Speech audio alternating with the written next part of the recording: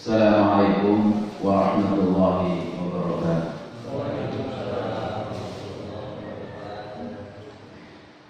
Alhamdulillah nahmaduhu wa nasta'inuhu wa nastaghfiruh wa na'udzu billahi min shururi anfusina wa sayyiati a'malina man yahdihillahu fahuwal muhtadi wa man yudlil falan tajida lahu waliyyan murshida.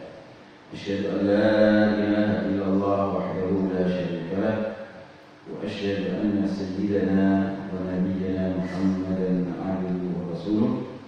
Allahumma shalli wa sallim wa barik ala Muhammad sayyidina wa habibina قوتنا محمد وعلى آله وأصحابه وأتباعه ومن استنى بسنته إلى يوم الدين. أما بعد, Bapak-bapak, para jemaah, saudara-saudaraku yang mulia dimuliakan Allah Subhanahu wa taala, jemaah Masjid Al-Amin. Alhamdulillah, kita syukur kepada Allah Subhanahu wa taala atas limpahan rahmat, karunia dan kasih sayang Allah kepada kita. Pada pagi hari ini kita masih diberi kesehatan, sehat walafiat. Mudah-mudahan sehat walafiatnya lahir dan batin, dan dengan itu kita bisa menjalankan semua aktivitas ibadah kita kepada Allah Subhanahu wa taala, dan semoga kehadiran kita jadikan kehadiran yang bermanfaat dan mendapatkan pahala yang berlipat dari Allah Subhanahu wa taala. Mudah-mudahan saat ini saudara kita atau siapapun dari keluarga kita, orang-orang dekat kita yang sedang sakit, mudah-mudahan segera diangkat penyakitnya oleh Allah Subhanahu wa taala. Mudah-mudahan yang punya masalah, punya problem, diberi solusi dan jalan keluar yang terbaik oleh Allah Subhanahu wa taala, dimudahkan segala urusan. Kita doakan juga orang-orang tua kita, guru-guru kita, orang-orang yang berjasa dalam kehidupan kita yang masih hidup, mudah-mudahan diberikan istiqamah oleh Allah Subhanahu wa taala, diberikan umur dan sehat walafiat. Yang sedang meninggal dunia, mudah-mudahan diampuni dosa-dosanya dan diberikan rahmat serta tempat yang mulia di surga insyaallah. Para jemaah yang dimuliakan Allah Subhanahu wa taala, kajian kita dalam materi sirah nabawiyah, kita akan bahas tentang masalah. Sebelumnya kita bahas tentang Rasulullah SAW sampai di kota Madinah, ya, di mana Rasulullah SAW yang pertama kali beliau bangun adalah dalam membangun kehidupan masyarakat dan kehidupan negara. Yang pertama dibangun adalah masjid, ya, dibangun adalah masjid, karena masjid memang pusat peradaban umat Islam itu masjid. Jadi peradaban yang dasar dan sumbernya adalah dari basisnya dan basicnya itu ada di masjid. Dan itu yang pertama kali dibangun Rasulullah adalah masjid. Ya. Kemudian setelah itu, Rasulullah mempersaudarakan antara kaum muhajirin dan ansor. Kaum muslimin dipersaudarakan oleh Rasulullah SAW, sehingga pada awal-awal hijrah itu orang yang sudah ditentukan Rasulullah si fulan sebagai saudaranya si fulan, saudara si fulan, begitu seterusnya. Nah itu bisa saling mewarisi. Kalau misalnya ada salah satunya meninggal, dapat warisan. Dan juga bisa memberikan hibah, memberikan hadiah, harta, dan banyak kisah-kisah dari para sahabat seperti itu. Di mana misalnya Abdurrahman bin Auf, dan Sa'ad bin Rabi' dari Ansar, Abdurrahman bin Auf Muhajiri, di mana beliau Abdurrahman bin Auf ini adalah seorang saudagar besar, orang kaya raya di kota Mekah, Tapi ketika ke kota Madinah, hijrah nggak punya apa-apa, semua ditinggalkan, semua aset, semua ya harta benda dan usaha semua ditinggalkan. Kota Madinah dia nggak punya apa-apa. Dipersaudarakan Rasulullah dengan Sa'ad bin Rabi'. Sa'ad bin Rabi' radhiyallahu anhu, beliau punya 2 istri dan punya sejumlah aset ya, harta. Beliau mengatakan kepada Abdurrahman bin Auf, wahai saudaraku Abdurrahman, ya silakan Anda mengambil separuh harta saya, dan karena kamu kesini nggak punya istri, silakan siapa istri saya di antara 2 istri saya yang kamu cintai, yang kamu suka, saya akan ceraikan dan silakan nikah. Sampai pada tingkat itu, ya. Jadi sampai istrinya pun rela untuk diceraikan dan untuk dinikahi oleh temannya.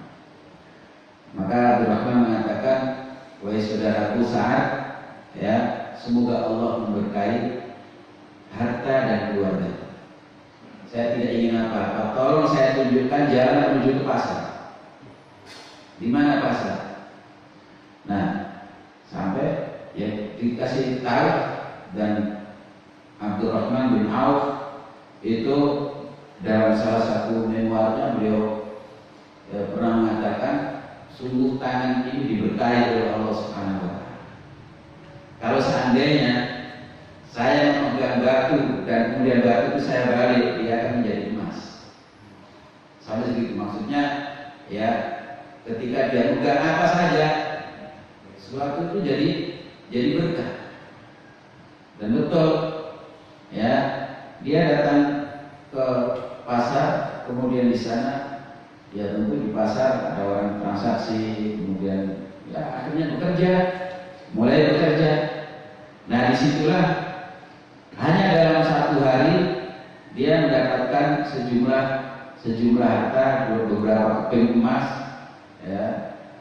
Kemudian setelah itu besoknya datang pada Rasulullah SAW, ya kelihatannya ini beda wajahnya Abdurrahman, ya karena wangi, kemudian ya ada bekas parfum dan zafran itu biasanya dipakai oleh pengantin. Tanya sama Rasulullah, ya Abdurrahman, rupanya kamu jadi pengantin? Iya ya Rasulullah, saya nikah dengan seorang wanita dari anak sahabat Ansor. Jadi langsung menikah, 2 hari 3 hari di situ dia langsung menikah. Ya, tanya, kamu kok dapat duit? Ya Rasulullah, saya kemarin kerja di pasar, kemudian saya mendapatkan sekian dirham, kemudian saya belikan emas dan kemudian saya jadikan sebagai mahar. Jadi luar biasa Abdurrahman bin Auf, salah seorang di antara, sampai di Madinah belum mulai usaha sampai kaya raya, sampai akhir hayatnya itu beliau ya, kalau sekarang truknya ya, kalau dulu kan unta itu mulai dari Palestina sampai Madinah itu berjajar sampai atau ya berurutan gitu, tidak putus-putus, itu semuanya isinya adalah barang dagangan Abdurrahman bin Auf menuju kota Madinah. Saking kayanya, itu yang beliau bilang, apapun yang saya pegang itu jadi berkah. Tangan ini diberkahi oleh Allah. Jadi ada orang-orang yang memang seperti itu, orang yang masya Allah ya tangannya, usahanya diberkahi oleh Allah Subhanahu wa Ta'ala. Tapi ada orang yang kerja mati-matian, ya ibaratnya kaki kayak kepala kayak kaki, ya siang malam nggak pernah berhenti, ya banting tulang, peringatan siang, tidak tahu panas, tidak tahu hujan, tetap aja miskin. Jadi itu memang semuanya hikmah dari Allah. Rahasianya ada di Allah Subhanahu wa Ta'ala. Karena itu apapun kondisi kita, kewajiban kita adalah bersabar dan bersyukur, bersabar. Ya. Dan ada juga sahabat-sahabat yang terus selama hidupnya miskin. Ada juga sahabat-sahabat yang sedikit usaha saja menjadi orang kaya. Jadi contoh dari para sahabat Rasul itu memang ya hidup sekali dalam kehidupan kita kalau kita teladani mereka, bagaimana mereka cara usaha, bagaimana mereka ya bersabar dalam berusaha, dan kemudian ketika mendapatkan harta mereka gunakan untuk apa. Sama Utsman bin Affan radhiyallahu anhu sampai sekarang rekeningnya masih ada, karena ya pemerintahan yang dalam hal ini dipraktekkan hukum Islam, jadi nggak ada yang namanya sertifikat ganda seperti di kita gitu. Ya kalau kita lalai saja sertifikat itu bisa pindah tangan gitu. Ya, tahu-tahu gitu, kadang-kadang melalui orang dekat kita, orang yang kita kenal, orang yang tahu-tahu dia kerjasama dengan ya mafia tanah. Itu banyak sekali saudara-saudara saya dan terjadi seperti itu dalam kawan. Dan yang teranyar ini di Fajar Hidayah, ya, kasus Fajar Hidayah. Jadi para sahabat Rasulullah SAW itu begitu, dan sampai sekarang pun banyak aset-aset Madinah itu yang masih atas nama sahabat-sahabat dahulu.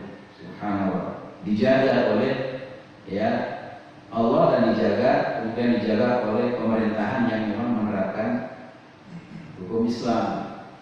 Yang mulai dahulu, yang mulai dari kekhalifahan, mulai dari kemudian sampai ke pemerintahan Saudi Arabia itu masih terdeteksi dengan baik, dan ya administrasinya juga baik.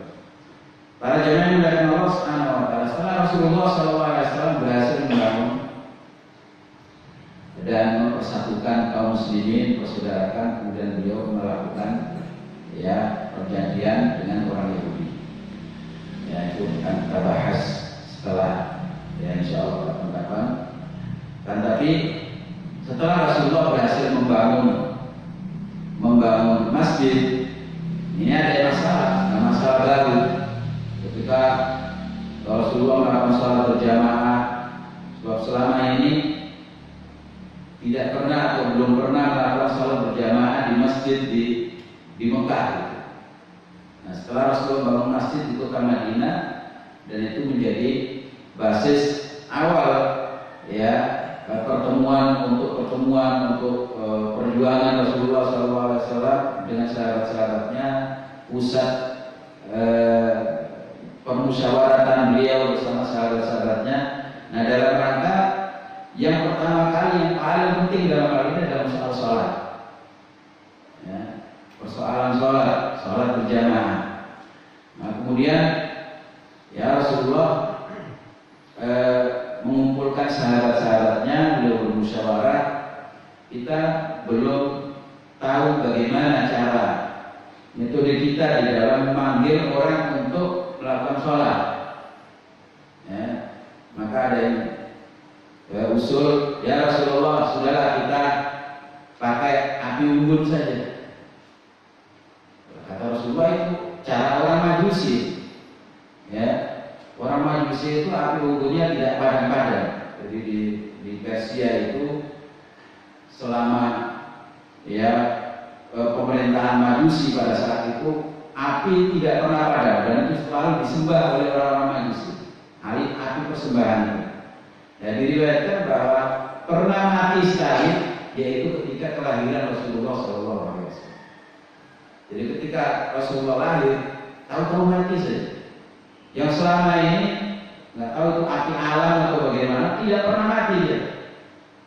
Ya, tapi ketika Rasulullah SAW lahir, dia mati padam, orang tidak tahu kenapa. Barulah mereka ya hidupkan lagi. Nah, itu tanda bahwa Persia akan dikuasai oleh kaum muslimin, kan? Benar, setelah itu dikuasai oleh kaum muslimin. Ya, jadi Rasulullah tidak setuju ini milik orang lain. Nah, kemudian dia bilang, ya Rasulullah, kalau gitu kita pakai trompet saja seperti orang Yahudi. Ya, Rasulullah tidak mau. Kemudian kalau begitu pakai apa? Lonceng. Datang waktu sholat kita bunyikan lonceng. Kata Rasulullah itu cara orang Nasrani. Rasulullah tidak ada yang setuju. Sampai bubar tidak ada kesepakatan, tidak ada keputusan dalam waktu. Nah barulah beberapa hari berikutnya ada seorang sahabat Rasulullah namanya Abdullah bin Zaid bin Abdi Rabbi Al-Ansari. Ya, seorang sahabat Ansar. Ya, beliau datang kepada Rasulullah SAW. Ya Rasulullah, saya tadi malam bermimpi antara tidur dan ya berjaga itu, antara sadar dan tidak, saya didatangi oleh orang. Ada beberapa orang datang. Ya, yang satu bawa obor api. Saya bilang, weh Tuhan, tolong ya saya pinjam api itu. Untuk apa? Saya untuk memanggil atau menandai waktu sholat. Nggak usah, ini nggak usah, nggak perlu. Nah, kemudian orang datang membawa trompet. Saya bilang saya pinjam. Untuk apa? Untuk yang memanggil orang sholat. Satu lagi bawa kelonengan ini, lonceng. Ya, kata dia, nggak usah. Kemudian datang lagi, gimana kalau kamu saya ajarkan ya cara bagaimana memanggil orang untuk sholat. Ya, gimana caranya? Kemudian diajarkan apa-apa ada. Allah kalau datang waktu sholat, kumandangkan ya, keraskan suara ini dengan mengucapkan Allahu Akbar, Allahu Akbar, Allahu Akbar, Allahu Akbar. Diajarkan sampai la ilaha illallah. Jadi kalimat-kalimat tauhid dan kalimat-kalimat ya yang mengajak kepada sholat dan mengajak kepada keberhasilan serta keberuntungan di dunia dan di akhirat. Hayya 'alas sholat, hayya 'alal falah.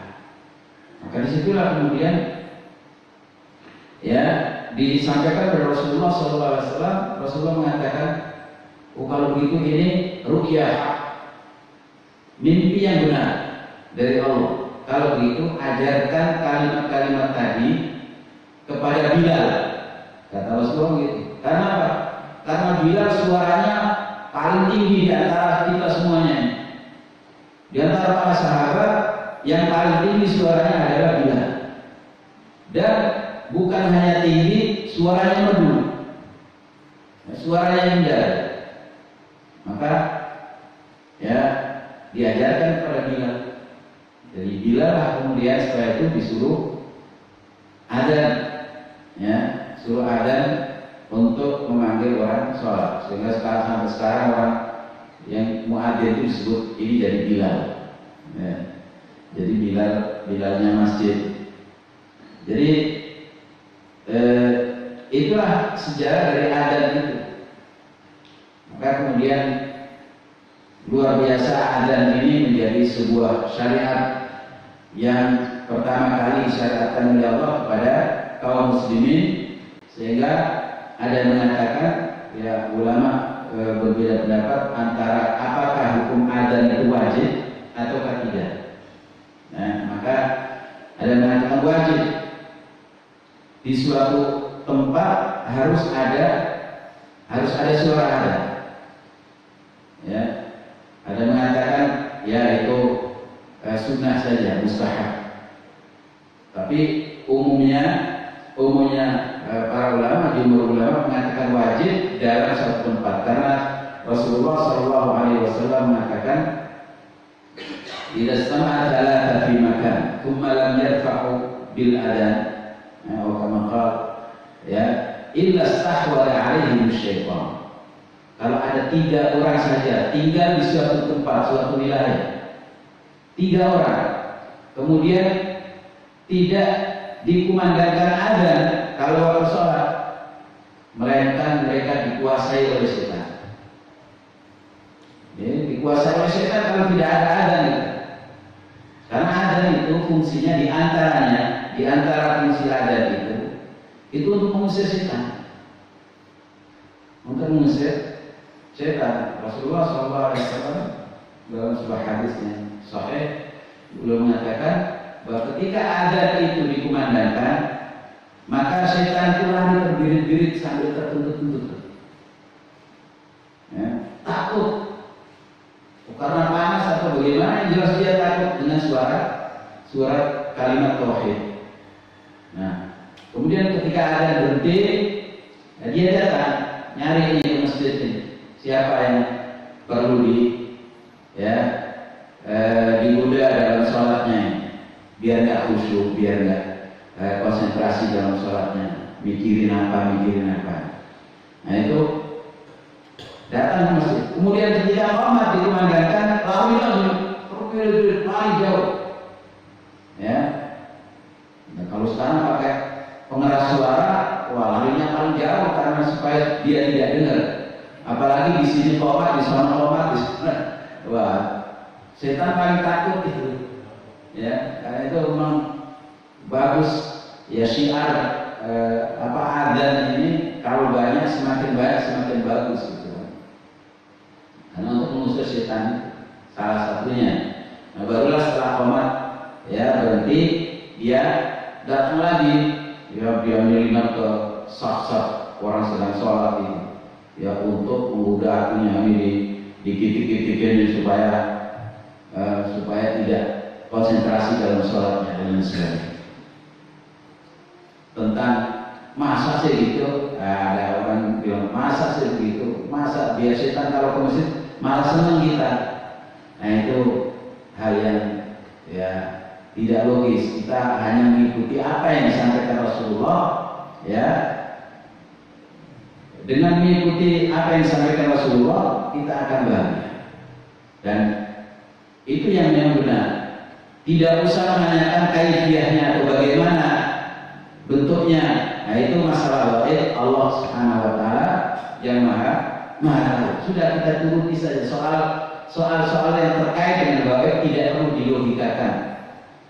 Logika kita adalah menurut Rasulullah SAW, menurut Al-Quran dan Sunnah. Sudah tidak usah dikotak-atik. Kalau dalam soal yang gaib, ya, soal kubur, soal akhirat, soal surga dan neraka itu kadang-kadang dipakai orang guyonan, dibikin cerita di surga, dibikin cerita di neraka, dibikin cerita di alam kubur dan sebagainya. Padahal tidak ada ayatnya, tidak ada hadisnya. Nah ini sungguh ya tidak diperbolehkan seperti itu, karena kita tidak tahu apa hakikat di sana. Kita hanya mendengar ya apa yang disampaikan dalam Al-Quran atau dalam Sunnah Rasul Sallallahu Alaihi Wasallam. Ya, sehingga ketika bahkan ada sebagian ulama yang istinbat dari itu, ya kalau ada angin kencang, pemandangan ada. Begitu juga kalau ada api dari setan. Ya, setan itu dia diciptakan dari api. Maka kalau ada api berkobar, kebakaran, nah itu ada. Itu istinbat para ulama. Karena apa? Yaitu tadi kalau dengar ada atau angin dan musibah itu ketika terjadi itu setan ikut berperan di situ. Semakin kalau misalnya api, semakin dia kobar-kobarkan, semakin dia kitas-kitasi. Begitu juga angin yang sedang ya angin puting beliung atau angin tornado dan sebagainya. Nah itu setan juga ikut berperan. Jadi karena itu kalimat ini kalimat tauhid, dan pentingnya kalimat tauhid itu dalam berbagai aspek kehidupan kita, mulai dari aspek akidah kita, ibadah kita, sampai kehidupan sosial kita. Sehingga nanti yang paling Allah selamatkan adalah orang yang bertauhid. Ya. Para jamaah yang oleh Allah Subhanahu wa taala, ini masalah adzan ini banyak dibahas oleh para ulama. Yang penting bahwa kita dimanapun kita berada, kita memandangkan adzan. Bahkan kalau seandainya orang sendirian di suatu tempat, itu para ulama disunahkan beradzan. Karena apa? Karena semua yang mendengar dia, dan bahkan muadzin dimanapun juga, semua yang mendengar dia, baik itu benda hidup maupun benda mati, benda basah maupun benda kering, ya, itu semuanya akan menjadi saksi dia. Karena dia pernah mengumandangkan kalimat tauhid, kalimat adzan. Ya, sehingga ini disebut oleh Allah, wa man ahsanu qawlan mimman da'a ila Allah wa 'amila shalihan wa qala innani minal muslimin. Siapa orang yang paling baik ucapannya melebihi orang yang mengajak kepada Allah, menyeru kepada Allah. Menyeru kepada Allah, ternyata para ulama, para ahli tafsir, ini yang dimaksud adalah muadzin. Orang yang menyeru mengajak kepada Allah. Karena itu muadzin itu paling bagus ya pahalanya di sisi Allah. Cuma kata Rasulullah bahwa nanti di akhir zaman muadzin itu dipilihkan orang yang paling rendah kastanya ini, derajatnya ini. Ya, orang yang paling, nah itu kadang-kadang di masjid itu ya nunggu siapa yang ada itu. Orang yang punya kedudukan nggak mau ada. Padahal kata Rasulullah SAW, kalau seandainya kaum muslimin tahu pahala adzan dan shaf pertama, ya shaf pertama dalam sholat, kemudian mereka tidak bisa mendapatkannya kecuali dengan undian, pasti mereka lakukan undian. Pernah kita melakukan undian? Siapa yang ada hari ini? Kita undi dulu. Nggak ada. Pernah kita kaum muslim melakukan undian? Shaf pertama hari ini siapa? Diundi dulu, ya, karena berebut, ya, yang ada kita di situ ya, berebut di belakang, orang dorong, kamu jadi depan, pinginnya di belakang sambil nyender,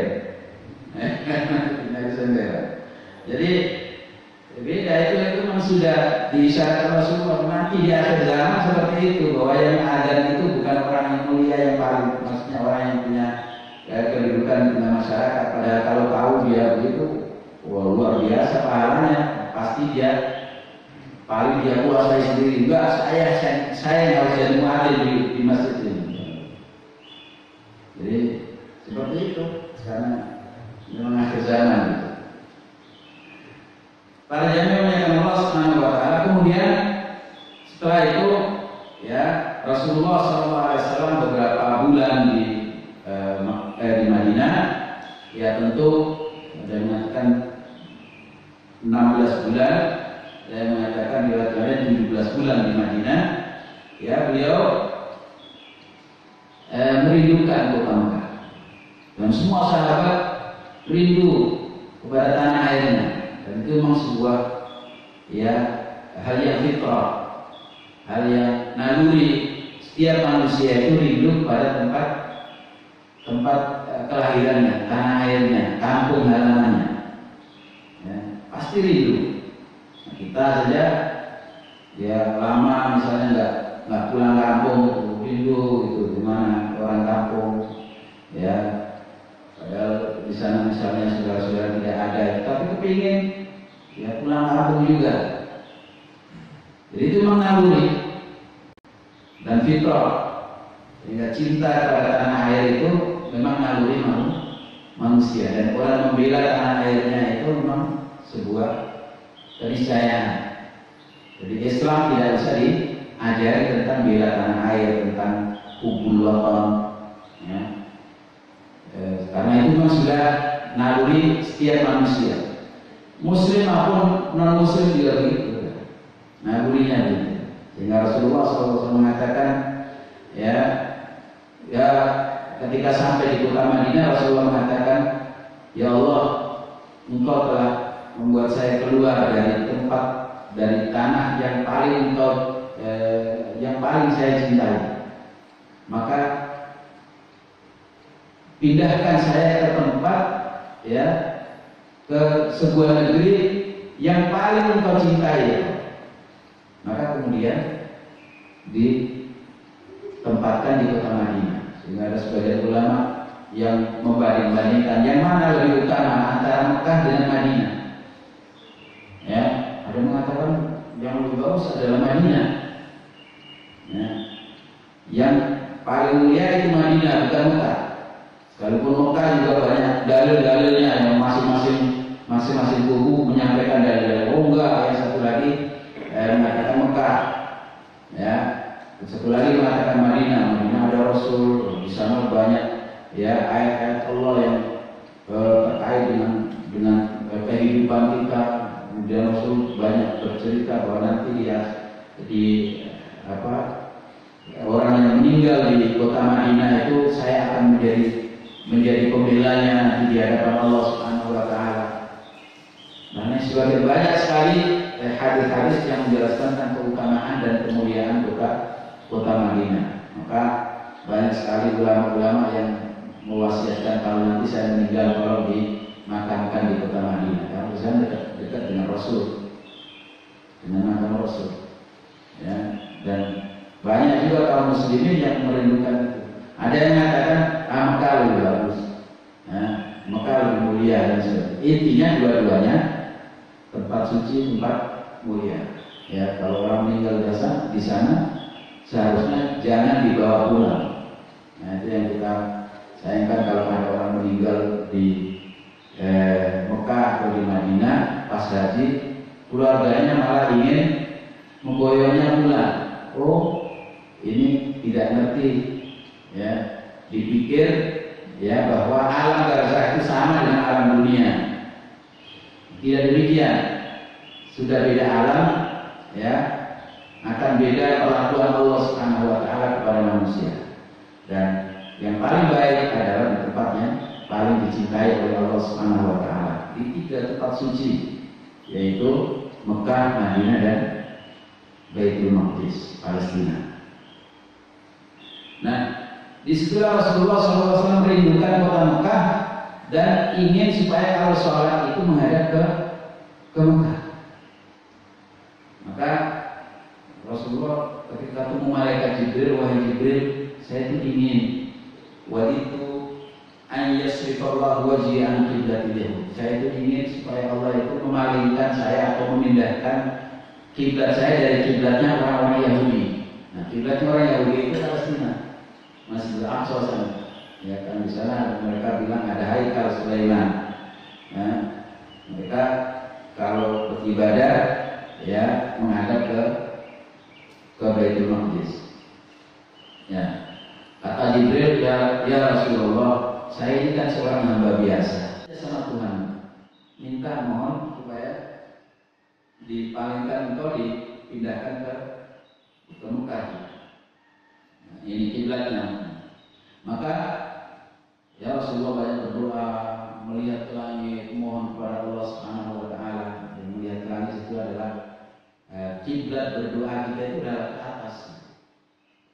Jadi kalau berdoa, kalau ngangkat tangan itu jangan ke depan atau bahkan ditaruh di paha, ke atas.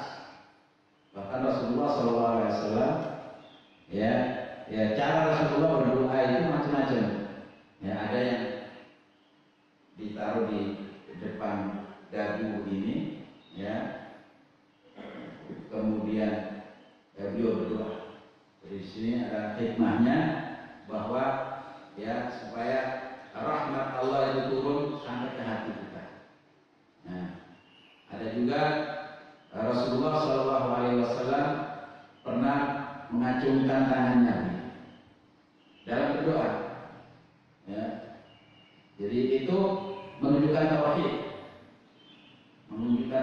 kepada Allah Subhanahu wa taala, menunjukkan bahwa Allah adalah satu-satunya zat yang disembah dan dimintai pertolongan. Jadi saya hanya meminta kepada Allah, saya mohon pertolongan hanya kepada Allah. Jadi ini tauhid.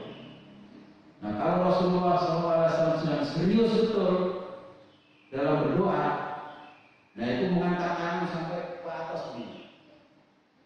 Ingin supaya ya menarik rahmat Allah yang akan turun itu segera ini. Sampai pernah Rasulullah berdoa itu sampai surganya ini jatuh. Saking seriusnya berdoa. Kata Abu Bakar, ya Rasulullah, sudah ya Rasulullah, Tuhan pasti mengabulkan apa yang kau minta. Kasihan sampai begitu kalau minta Rasulullah SAW. Nah, orang sekarang kita Ya, kalau doa nggak serius, bagaimana kita dikabulkan oleh Allah? Doa saja, minta saja nggak serius. Ya, doa tangannya taruh di paha gini, sambil ke atas, sambil ke paha. Serius dan nggak kamu minta apa enggak?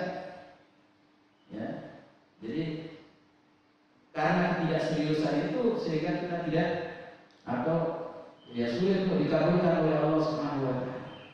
Itu baru cara mengangkat tangan dalam berdoa. Nah, Rasulullah SAW ya minta kepada Allah terus menghadapkan wajahnya ke langit dan memohon kepada Allah supaya dipindahkan kiblat itu ke Masjidil Haram. Maka Allah Subhanahu wa Ta'ala menjawab ya dengan ayatnya dalam surat Al-Baqarah 144. Allah berfirman, "Qad nara taqalluba wajhika fis sama' falanuwalliyannaka qiblatan tardaha fawalli wajhaka syatral masjidil haram wa haitsu ma kuntum fawallu wujuhakum syatrah." Ya. Kami melihat engkau wahai Muhammad bolak-balik menghadapkan wajahmu, mengangkat tanganmu ke langit, ya, minta supaya dipindahkan kiblatmu ke Masjidil Haram. Maka sekarang kata Allah, ya, falan waliyannaka qiblatan tardha, kami akan memalingkan engkau ke atau menghadapkan wajahmu ke Masjidil Haram yang engkau ridhoi, yang engkau sukai. Ya, fawalli wajhaka syatral Masjidil Haram. Karena itu mulai sekarang kamu menghadapkan dalam sholat ke Masjidil Haram. Dimanapun kamu berada, wahai bima kuntum, dimanapun kamu berada, fawalli wajhakum syatral. Wahai bima kuntum, fawalli wujuhakum syatral.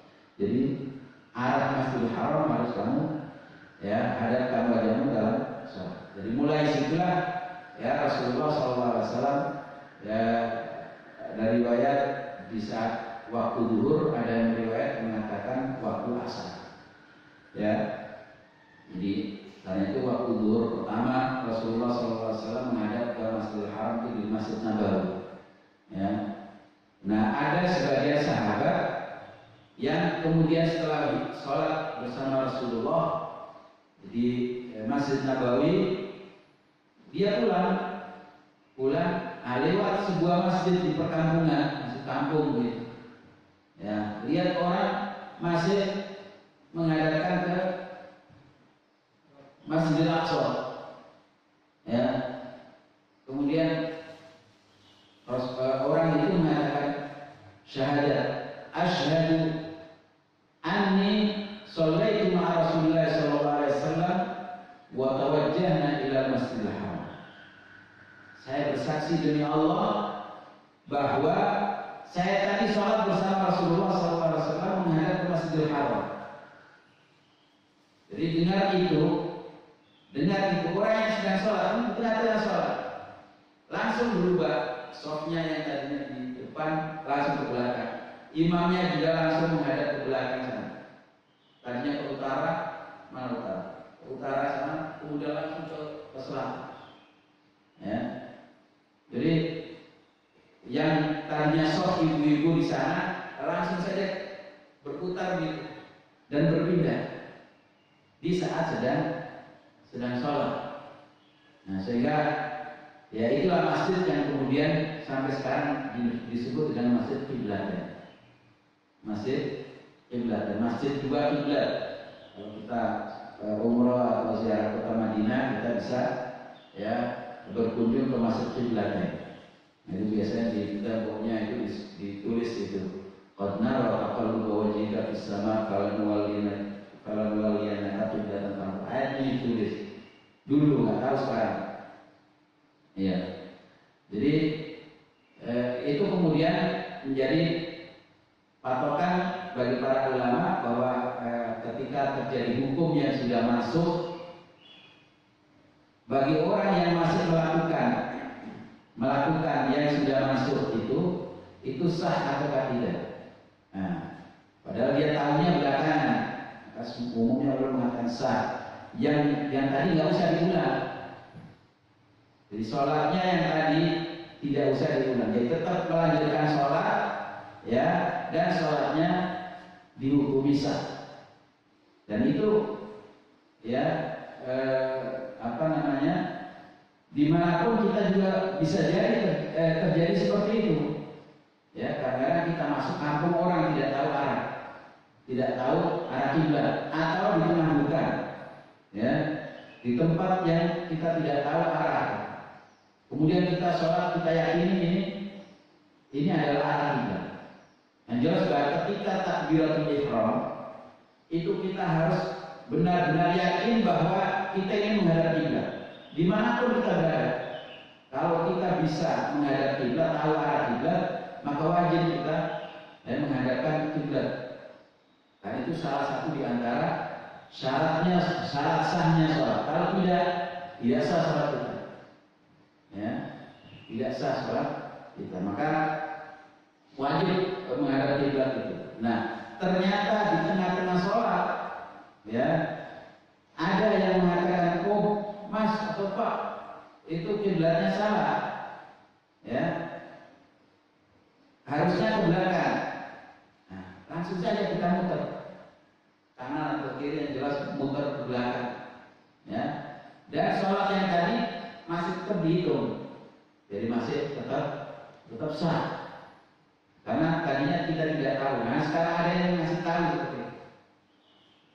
Nah, tetapi kalau seandainya sudah selesai sholat, baru ada yang mengatakan, atau kita tahu sendiri, oh ternyata saya tadi salah. Nah, itu para ulama menghukumnya sholatnya tetap sah, karena yang dihitung adalah niatnya ke kiblat. Dalam hal ini, ya, Allah Subhanahu wa taala berfirman, walillahi al-masyriq wal maghrib fa aina tuwallu fa thamma wajhullah innallaha wasi'un 'alim. Dalam surat Al-Baqarah juga. Di mana Allah Subhanahu wa taala berfirman, ya, Allah adalah pemilik semua penjuru, arah timur maupun barat. Dimanapun kalian berada, ya, dan menghadapkan kemanapun kalian, maka pada hakikatnya kalian menghadap kepada Allah. Allah Maha Luas dan Allah Maha Mengetahui. Jadi itu bagi orang yang memang di suatu tempat tidak tahu arah, kemudian dia sholat ternyata salah, maka sholatnya ya dianggap bahwa dia sudah menghadap kepada Allah Subhanahu wa taala. Niatnya adalah menghadap Allah. Ya. Akan tapi ayat ini kadang-kadang ada orang salah mempersepsikan, memahami, ya, gak usah sholat menghadap kiblat, toh ada ayat walillahi masyriq wal maghrib, Allah punya semua penjuru, manapun kita menghadapnya pada hakikatnya kepada Allah. Tidak, tetap kita wajib mengikuti syariat, ya, karena ada orang yang mengatakan, sebagian orang yang mengatakan seperti itu. Kita itu yang penting hati kita menghadap pada Allah. Soal Ka'bah, itu nggak perlu. Nah, itu tidak benar pemikiran seperti itu. Jadi ini, ya, adalah sejarah di mana Rasulullah SAW, ya, mendapatkan perintah untuk menghadapkan kiblat ke Baitullah, ke Ka'bah. Nah, penduduk kota Kuba atau kampung Kuba yang ada masjid Kuba itu, ternyata mereka baru tahunya pada sholat subuh hari berikutnya. Jadi tahunya kalau masjid kiblatnya kan langsung hari itu juga, atau bahkan di dalam sholat itu mereka kemudian memutar arah. Nah, sementara orang-orang di Kuba baru besoknya mendapatkan berita bahwa kiblat sudah berubah, itu di sholat subuh hari berikutnya. Maka kemudian mereka mengikutinya. Itulah kemudian, ya, sholat misalnya sholat maghrib, asar, maghrib, isya yang masih menghadap ke Baitul Maqdis, ya sudah dihukumi sah. Bahkan ada sebagian sahabat Rasulullah yang memperkarakan soal sahabat-sahabat atau kaum muslimin muslimin yang sudah wafat sebelum ada perubahan kiblat. Ya Rasulullah, bagaimana? Ini sahabat-sahabat kita sudah meninggal duluan dulu kemarin, ya, belum sempat melakukan sholat menghadap Masjidil Haram. Bagaimana itu sholatnya? Ya, maka Rasulullah mendapatkan wahyu, ya, wa in kanat lakabiratan illa 'alal ladzina hadallah. Ini di ayat, ya, mana itu? Ayat 142-nya, ya. Wa in kanat lakabiratan illa 'alal ladzina hadallah wa ma kana Allahu liyudhi'a iman. Innallaha bin-nasi la'ufur rahim. Ya, yang dibaca di sholat tadi. Jadi peralihan kiblat ini memang suatu yang sangat berat bagi manusia. Ya, nanti kita jelaskan di mana letak keberatan mereka. Ya, kecuali bagi orang yang diberikan hidayah oleh Allah. Wa maka Allahu yudhi'a imanakum, Allah tidak menyia-nyiakan iman kalian. Tapi iman ini, imanakum, itu ditafsirkan oleh para ulama, yang dimaksud imanakum adalah sholatakum, sholat kalian. Jadi itu pentingnya sholat. Dari sholat ini memang inti daripada keimanan itu adalah sholat kita itu bukti. Inti dari bukti dan realisasi keimanan itu adalah sholat. Kalau orang mengaku iman, mengaku Islam, tidak sholat, ya berarti tidak punya bukti kalau dia sebagai seorang muslim, sebagai seorang mukmin. Tidak ada buktinya. Mana buktinya? Orang kalau nggak sholat, nggak ada buktinya. Karena itu disebut orang yang sudah meninggal duluan, nah itu Allah tidak menyia-nyiakan imannya, maksudnya sholatnya tidak tersia-siakan, semuanya mendapatkan pahala dari Allah Subhanahu wa Ta'ala. Nah tadi kan bahwa ini memang berat, karena itu di ayat sebelumnya, ayat 142 surat Al-Baqarah itu Allah menyebutkan sayaqulu sufaha minan nas ma wallahu an qiblatihim allati kanu 'alaiha. Ya. Jadi orang-orang pada saat itu, terutama as-sufaha, orang-orang dungu, orang-orang bodoh, mereka akan memviralkan, akan mengatakan, mempolemikkan, ya, tentang kenapa Muhammad berubah kiblat sholatnya. Ya, kenapa mereka orang Islam merubah kiblatnya? Maka terjadilah sebuah polemik, ya, bagi orang-orang musyrik, orang-orang Mekah, ya, wah ini Muhammad mau kembali ke agama nenek moyangnya, yaitu kiblatnya Nabi Ibrahim, karena Ibrahim dan Ismail itu kiblatnya adalah Ka'bah. Dan bahkan ada sebagian riwayat yang mengatakan bahwa semua nabi itu kiblatnya Ka'bah, ya.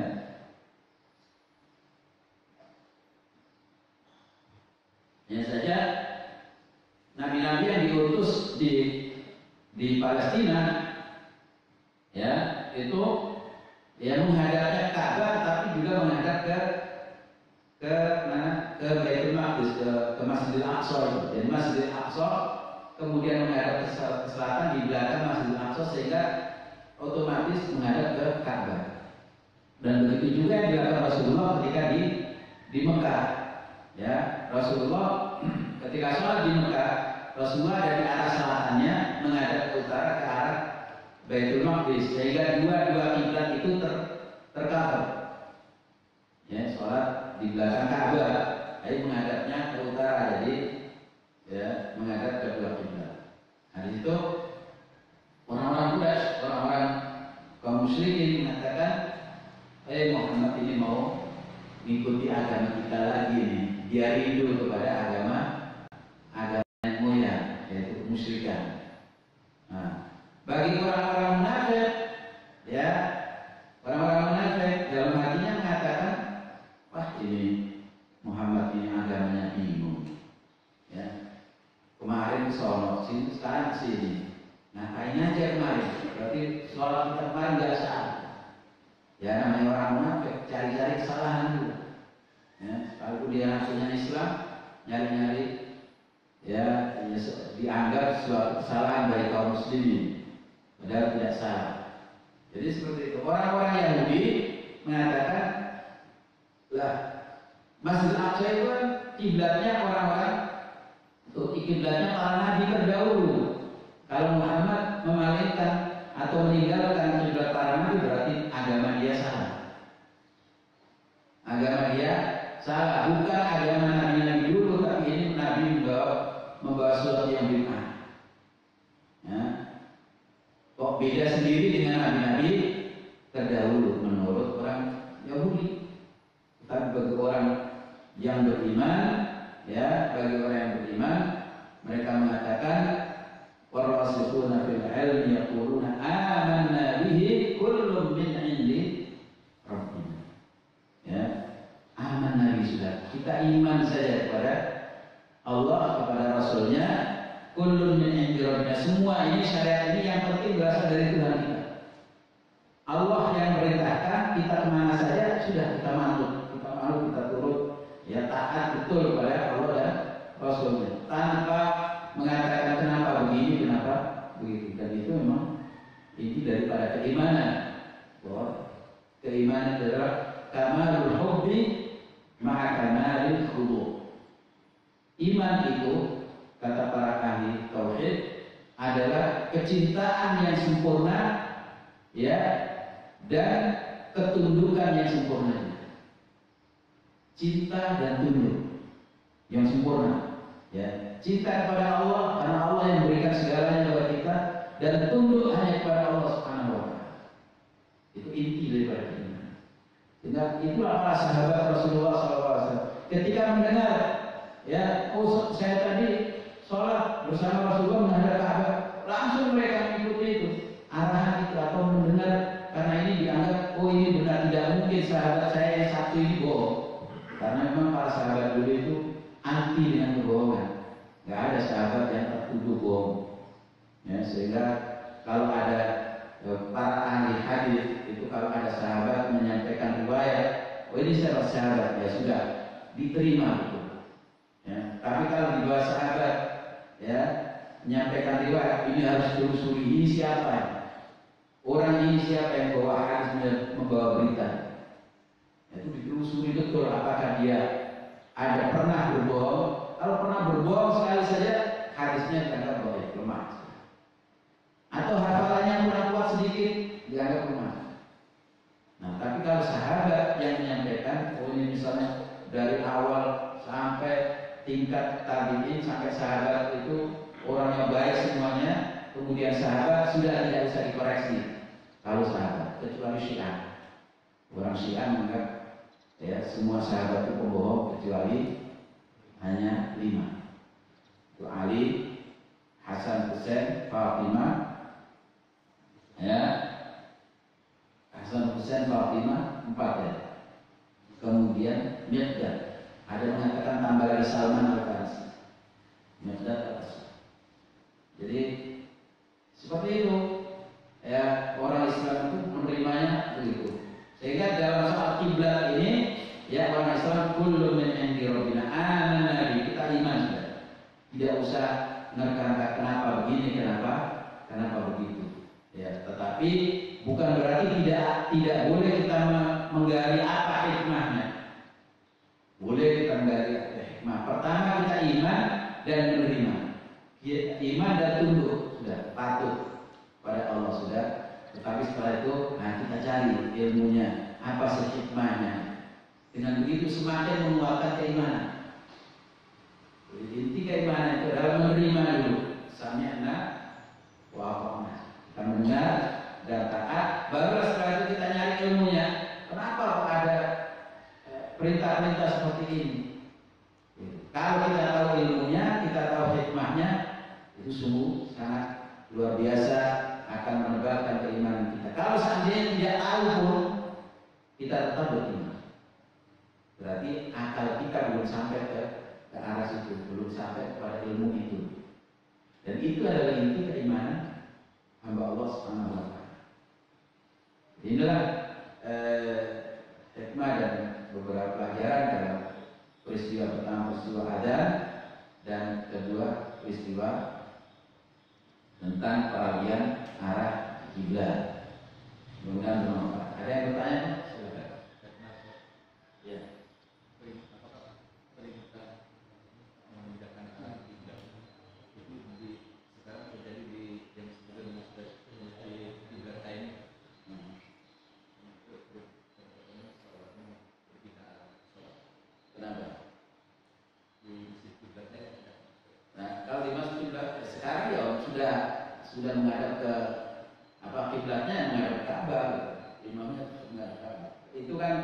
peristiwa waktu awal yang mereka mendengar berita terjadi peralihan arah kiblat.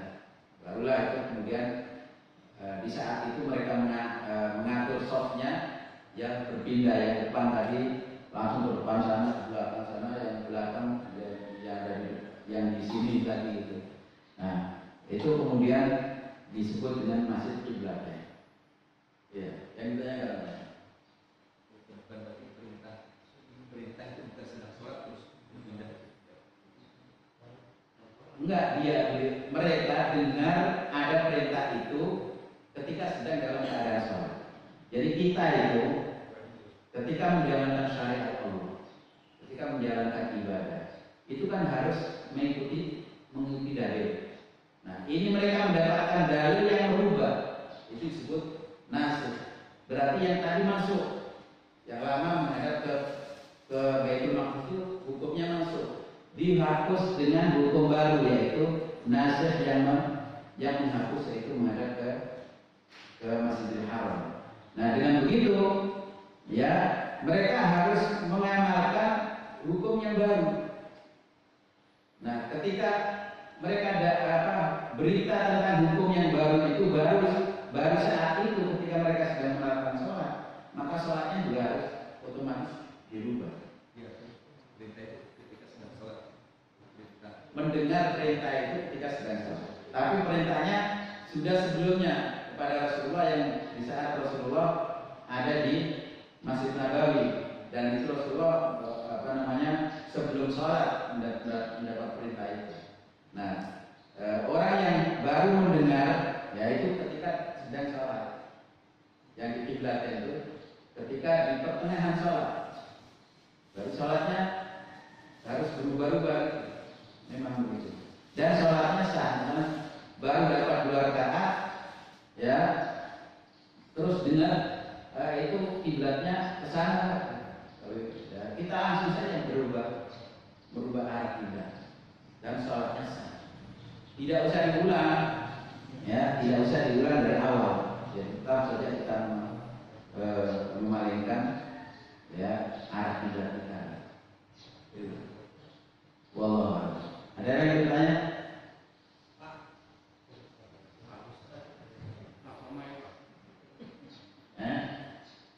Ya, silakan. Kalau sholat di pesawat atau di apa kan arah sudah berubah. Iya. Iya.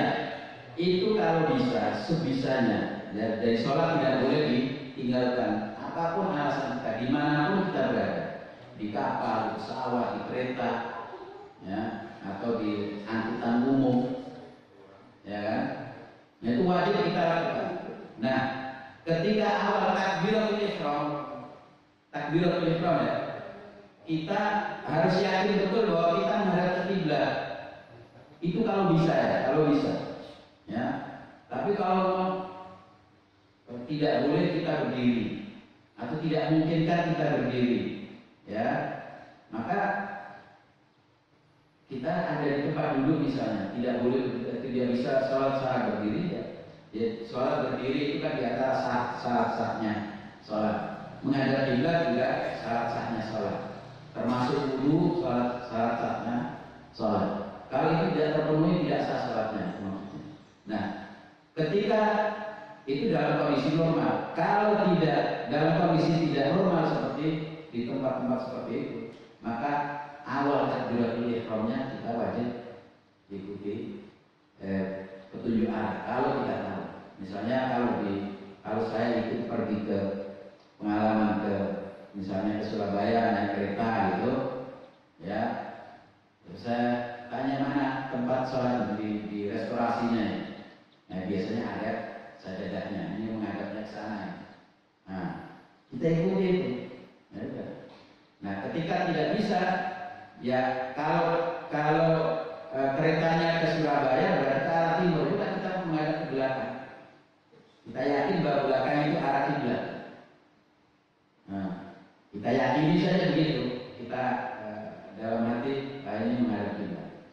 Dan saya berdiri biasanya juga, karena memungkinkan begitu. Ya, biasanya saya berdiri. Nah, kalau tidak mungkin berdiri, kita misalnya di pesawat kan tidak mungkin rapat sekali. Nah itu ya sudah sholat di tempat duduk saja. Tapi karena tidak tahu arti kiblat juga, kalau di pesawat Saudi itu ada panah di atas ini di Saudi biasanya. Nah itu sholatnya menghadap panah itu. Kalau dia mengikuti arah pesawat, nah itu dia mengarah kemana saja. Nah tahu di Garuda sudah ada atau belum? Itu perlu itu diusulkan oleh wakil-wakil kita. Nah, jadi seperti itu. Jadi biar tahu kita kemana kita menghadap itu ketika ada di pesawat. Nah itu juga di kapal, dimanapun juga. Kalau di kapal malah, kalau kapalnya besar, nah itu malah sangat leluasa itu. Ya ada musolanya dan menghadap kemana kita tahu. Nah, wallahu a'lam. Terima kasih. Ada lagi? Saya kira sudah cukup dan sudah syuruh, insyaallah.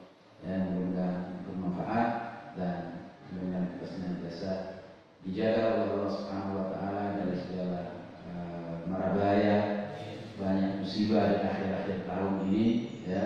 Kita kemanapun juga dijaga oleh Allah Subhanahu wa taala, termasuk adanya isu